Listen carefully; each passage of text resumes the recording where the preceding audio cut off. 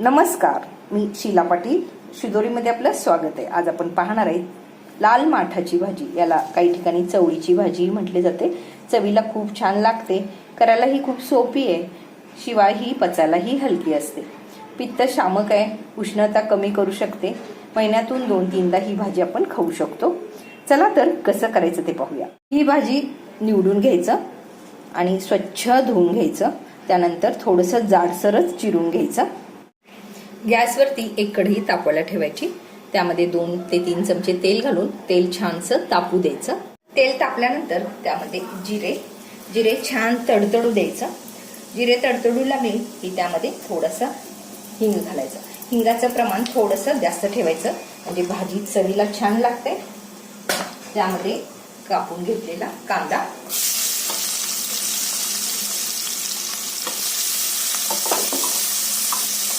कांदा छान परतून घ्यायचं. कांदा परतल्यावर त्यामध्ये थोडंसं हळद आणि हिंगपुडामुळे आपल्याला ही पालेभाजी पचू शकते. छानसं परतून घ्यायचं आणि त्यामध्ये आपण हे थोडंसं जाडसर कापून घेतलेली ही भाजी घालायची. ही भाजी आता दिसायला जास्त दिसते, पण जसं हे वाफ येऊ लागते ती कमी होते. ही सगळी भाजी घालायची आणि छानसं परतून घ्यायचं. थोडंसं परतल्यावर गॅस मध्यम करायचा आणि त्यावरती झाकण ठेवून एक 2 ते 3 मिनिटं ह्याला छानसं शिजू द्यायचं. मीठ आपण नंतर घालायचं आहे, आधी घातलं तर प्रमाण आपलं चुकू शकतं.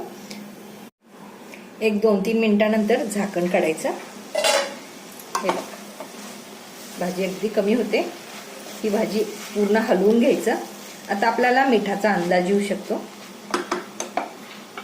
त्यामध्ये चवीनुसार मीठ घालायचं आणि तिखटपूड. जर तिखटपूड घालायचं नसेल तर कांदा घालताना मिरच्या घालायच्या. सगळं मिश्रण छान एकत्र करायचं आणि मंद गॅसवरती झाकण न लावता थोडा वेळ हे शिजू द्यायचं.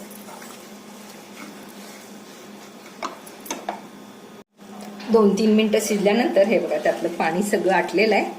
एकदम ही भाजी मस्त तयार झाली. ही अशी गरमागरम भाजी आपण भाकरी सोबत खूप छान लागते. तुम्ही या पद्धतीनं करून पहा आणि त्याच्या प्रतिक्रिया द्यायला विसरू नका.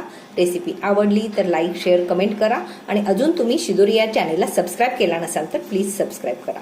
वेळात वेळ काढून माझी रेसिपी पाहिल्याबद्दल धन्यवाद. परत भेटू अशाच साध्या आणि सोप्या रेसिपी सोबत.